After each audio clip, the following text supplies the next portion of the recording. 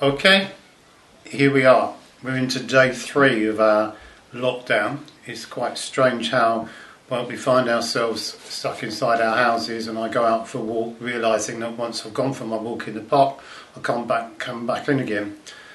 We've got a daily regime of exercise at the moment. All 4 of us are standing in front of YouTube videos. We started off with 15 minutes a day and we managed to push it up to 20 today. Hoping that we'll eventually get to 30 minutes a day of good workout.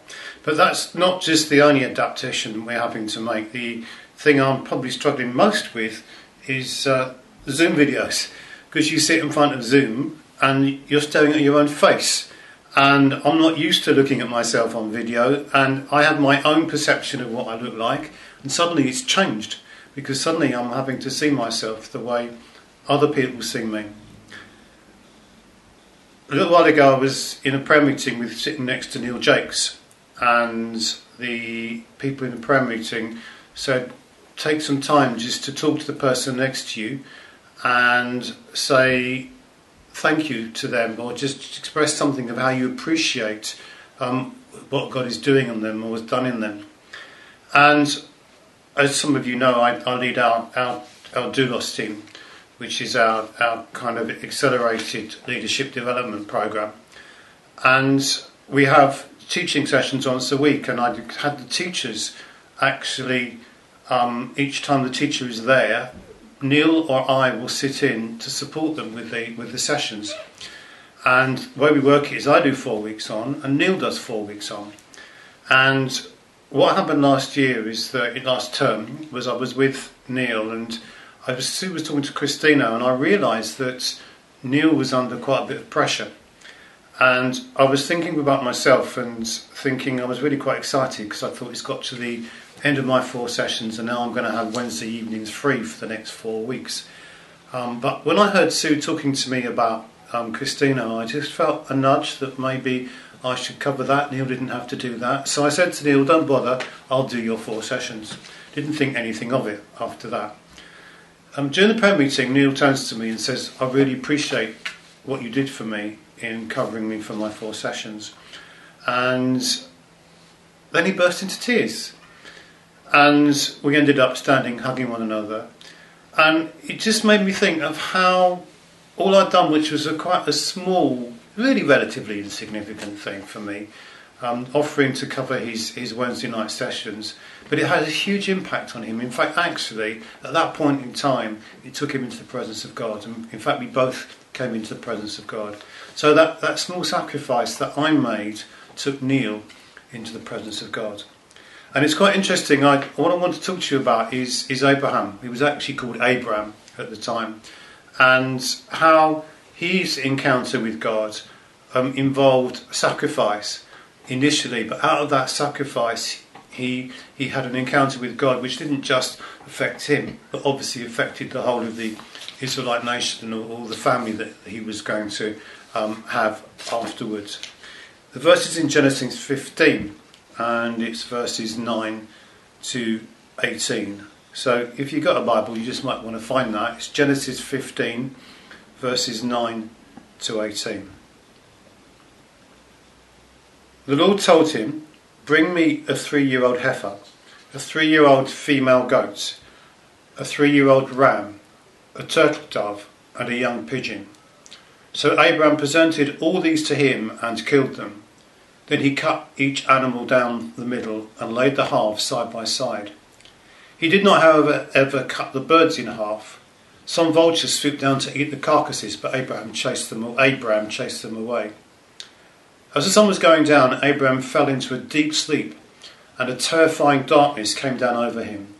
Then the Lord said to Abraham, you can be sure that your descendants will be strangers in a foreign land, where they will be oppressed as slaves for 400 years.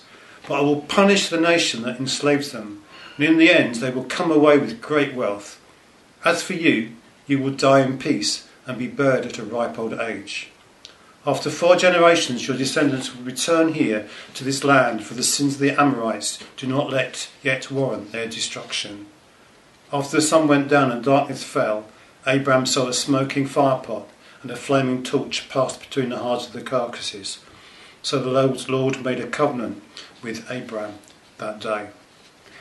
This kind of encounter breaks down into four sections, four parts. There's initially the sacrifice that he made, and it's worth noting that it was a very defined sacrifice. It was very specific because God gave him specific instructions. So it was a very obedient sacrifice. He was doing it in response to what God had told him to do. It wasn't a voluntary or I think I'll do this for God. It was a very clear instruction from God of how he should be making this sacrifice. And then during that time there was a period when nothing seemed to happen. So there was a time when he had just to wait on God. And sometimes we have that point where there's a need to wait. But while that waiting time, there was the enemy sought to steal from him the sacrifice. It talks about the vultures that were coming down. So at the very point of sacrifice, the very point of intimacy, the very point of where he was accessing God, these vultures were seeking to take away and steal the very thing that he was offering. And then it talks about the darkness and the fear, and there was a fear that came over him during this encounter with God.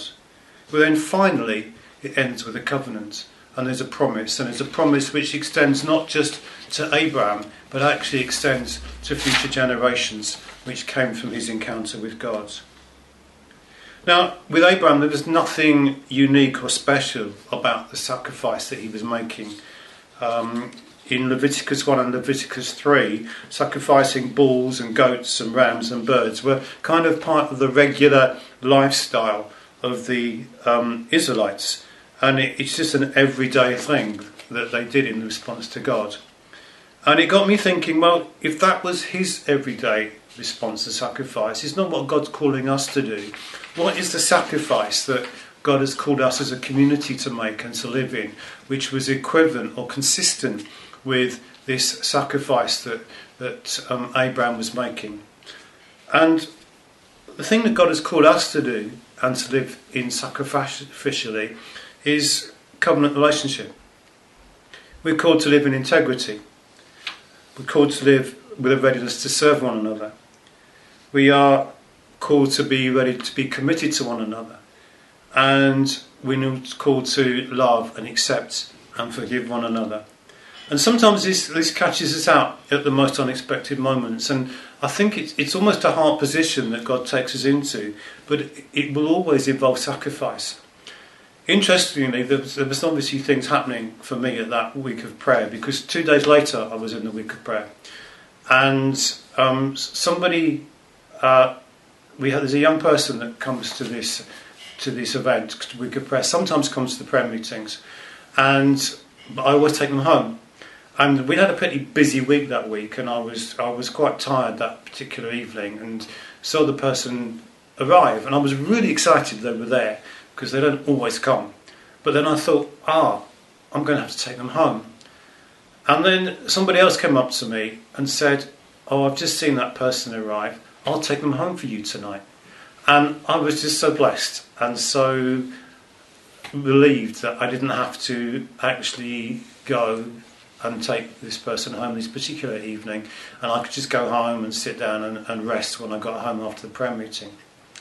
However, as I was walking out the meeting, Millie Easter accosted me, and she said, could you come and pray for Gary? He's in pain. And my immediate thought was, I'm tired. I was on my way home. I could get someone else to do this. There's several other leaders here. And I just checked, and I thought, no, this is mine to do.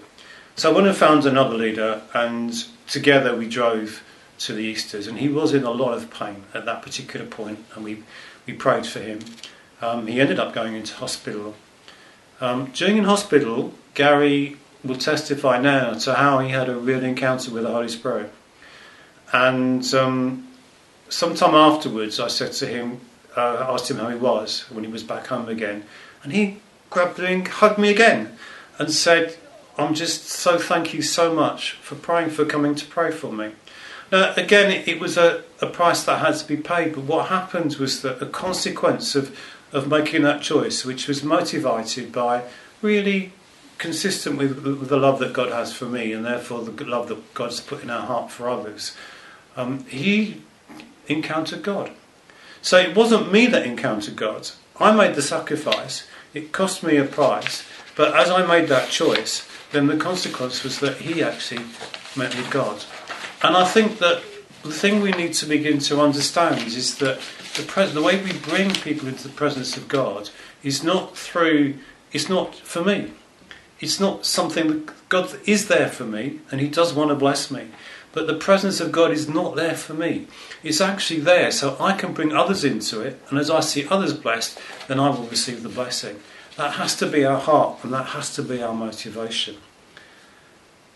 So, what are the vultures? What are the things which steal away the opportunities, those opportunities for sacrifice that we might make? In Luke 21, verses 34 to 36, this is what Jesus was saying. So it's Luke 21, verses 34 to 36. I'm actually reading from the New American Standard Version. Be on your guard, so that your hearts will not be weighed down with dissipation and drunkenness and the worries of life, and that day will not come on you suddenly like a trap. For it will come upon all those who dwell on the face of the earth. But keep on the alert, at all times praying, that you may have strength to escape all these things that are about to take place, and to stand before the Son of Man. While he was waiting on God, Abraham had to be alert. He had to be alert to these vultures that were coming to steal from him. And what are the things that Jesus says would seek to steal away the sacrifice that we make that would bring others into the presence of God? The first one he mentions is dissipation. If you look that up, you get the meaning of it actually is overindulgence in sensual living.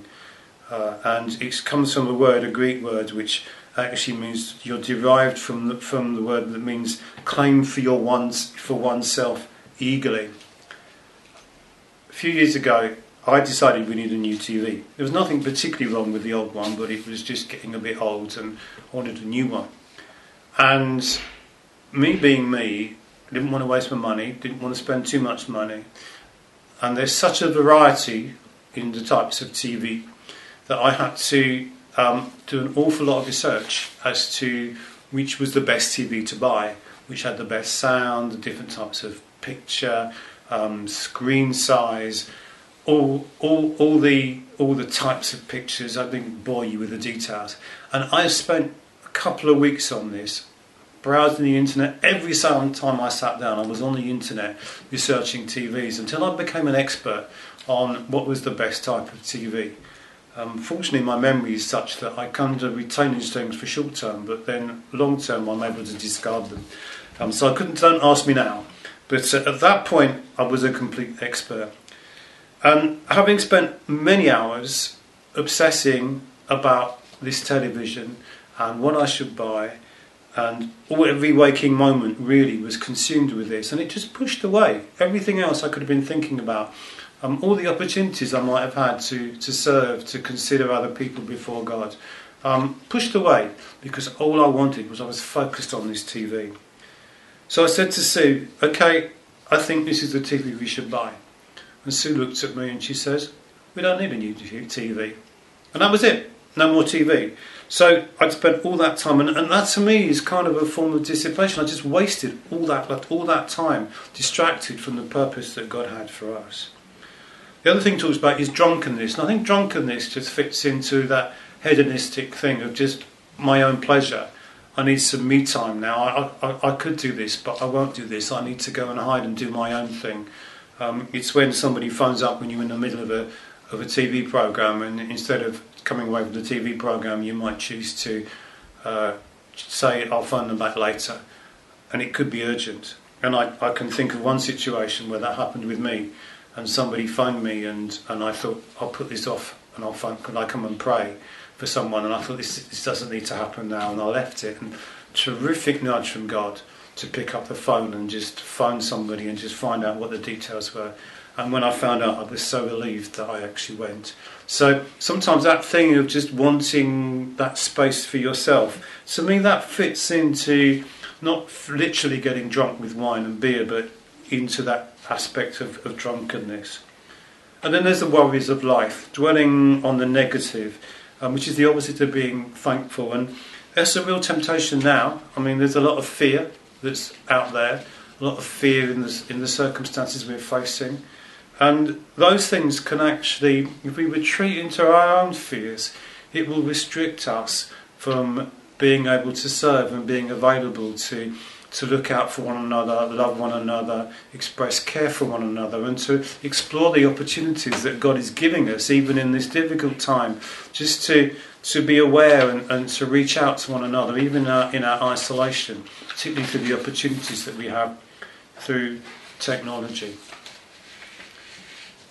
The other thing that we need to think about is that sometimes coming into the presence of God, and that can be for ourselves, is not always a pleasant immediate experience. For Abraham, when God came, there was fear that came on him. And there are examples, many examples in the Bible of where people encountered God, and they were not initially positive experiences in terms of their feelings and how it felt. In Luke 22, there's Jesus himself. This is Luke 22, verses 41 to 44. It's Luke 22, verses 41 to 44. It says, Jesus walked away about a stone's throw and knelt down and prayed, "Father, if you are willing, please take this cup of suffering away from me. Yet I want your will to be done, not mine." Then an angel from heaven appeared and strengthened him. He prayed more fervently, and he was in such agony of spirit that his sweat fell to the ground like great drops of blood. So an angel is ministering to Jesus, and he's in agony of spirit. So sometimes these encounters with God are not encounters which make us feel good, but actually they're in his presence, and they do give us strength, and they take us on to the next thing.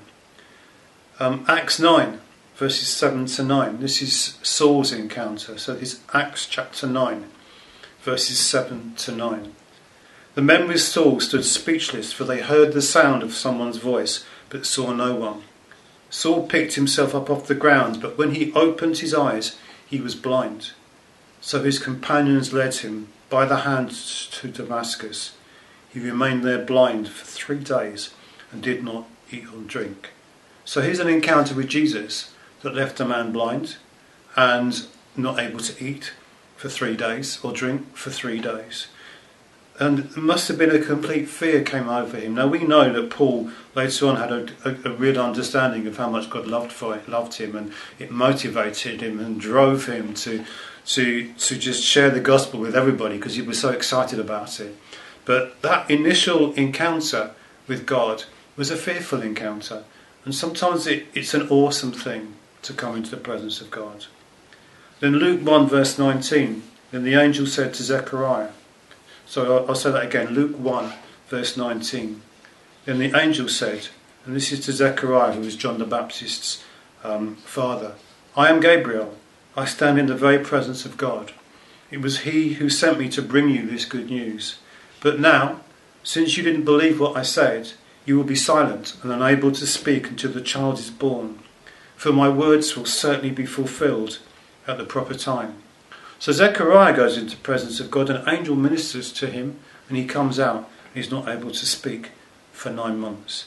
And again, this isn't, in a sense, presented as a dreadful thing, but it's a sense of recognising that the presence of God is not about nice feelings. It's actually about encountering him. It's about allowing him to do in our lives what we want him to do. And it can involve laying down our lives. And sometimes there's a price to pay as we press on in him. However, as we press on and as we remain in his presence, he brings a covenant. And Abraham received the covenant. And there's lots of places in the Bible where we can find the covenant that God has made with us. And in 1 Peter 1, verses 3 to 6, it says, "All praise to God the Father our Lord Jesus Christ.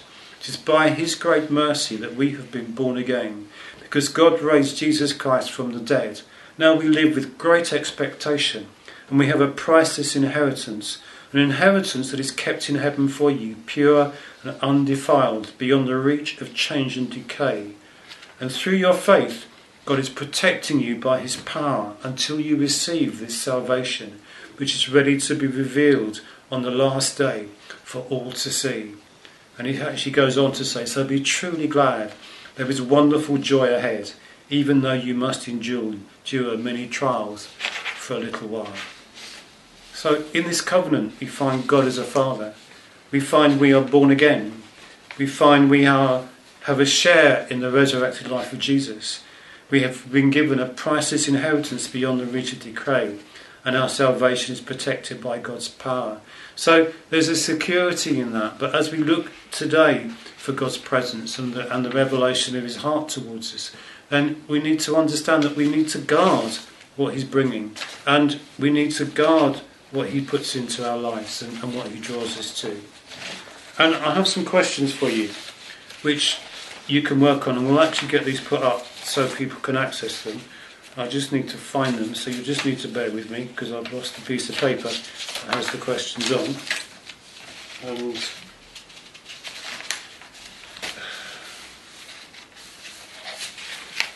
okay, here we go. So, some questions. What sacrifice can I make for others? What are the vultures in my life? What am I obsessed with? And what lies am I believing? I'll read them again. What sacrifice can I make for others? What are the vultures in my life? What am I obsessed with? And what lies am I believing?